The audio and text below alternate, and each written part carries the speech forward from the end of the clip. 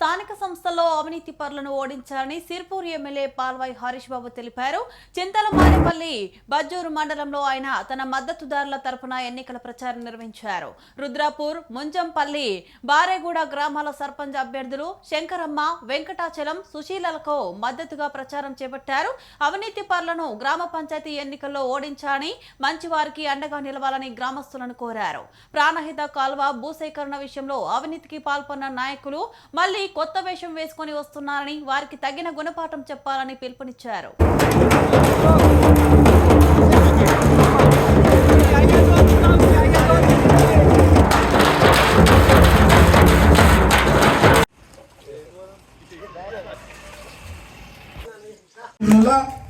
పోటీ చేస్తారా లేదా? నీ పైసలు ఖర్చు పెట్టినా ఎంత? ఇది గవర్నమెంట్ కేంద్ర ప్రభుత్వంలో చాలా అవినీతి జరిగింది.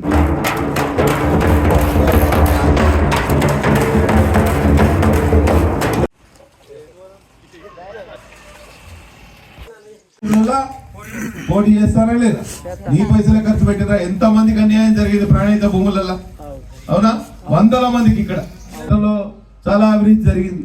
చాలా అవినీతి జరిగింది అంటే ఏదైతే లాటరీలో పోటీ చేస్తారా లేదా? నీ పైసలు ఖర్చు పెట్టినా ఎంత మందికి అన్యాయం జరిగింది ప్రాణహిత భూములలో? అవునా? వందల మందికి ఇక్కడ భూములు ఉన్న వాళ్ళకేమో పైసలు రాలేదు, పైసలు వచ్చిన వాళ్ళకు భూములు లేవు. ఇవన్నిటికి కారణం ఎవరనేది మీకు అందరికీ తెలుసు. మళ్ళా ఉన్న తేలిబాబు గారు, సుశీల గారు మాకు ఆత్మ బంధువులు, మాకు తల్లి లాంటిది అమ్మ. ఈసారి తప్పకుండా నాకు అవకాశం ఇచ్చారు. ముంజంపల్లిలో నేను గతంలో కాంగ్రెస్ నుంచి నిలిచినప్పుడు నాకు మెజారిటీ, ఎంపీల ఎన్నికల్లో మెజారిటీ, మళ్ళీ నేను భారతీయ జనతా పార్టీ తరఫున నిలిచినప్పుడు మెజారిటీ, మొన్న ఎంపీ ఎన్నికల్లో మెజారిటీ.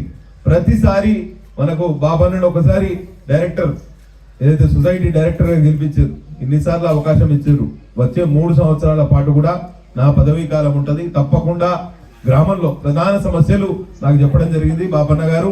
ఒకటి, కర్జల్లి నుంచి బారేగూడ వరకు బీటీ రోడ్డు, మధ్యలో రోడ్డు భాగంగా ఏదైతే గ్రామ పరిధిలో ఉన్నదంతా సీసీ రోడ్డు కావాలని నా గతంలో కూడా చెప్పడం జరిగింది. నేను ప్రభుత్వానికి ప్రతిపాదన కూడా పెట్టినాం. అవతల గంగాపూర్ టు కర్జల్లి అయింది, కర్జల్లి టు ముంజంపల్లి కావాలి, తర్వాత బారేగూడెం వరకు కూడా ఈ రోడ్డు బీటీ రోడ్డు, మధ్యలో గ్రామ పరిధిలో ఉన్న రోడ్లన్నీ సీసీ రోడ్డు చేసే కార్యక్రమం కూడా చేస్తాం. ఈ పక్కనున్న మెయిన్ రోడ్డు కూడా ప్రధానమంత్రి గ్రామీణ సడక్ యోజన కింద ఇచ్చిన రోడ్ ఇది, నరేంద్ర మోడీ ప్రభుత్వం ఇచ్చిన రోడ్ ఇది, ఎవరిచ్చిన కేసీఆర్ ఇచ్చిన రోడ్డు కాదు. గ్రామంలో ఉన్న పార్ట్ ఏమో సిమెంట్ రోడ్ అయిందా మీరు చూడండి, గ్రామం బయట ఉన్నదేమో డాంబర్ రోడ్ అయింది.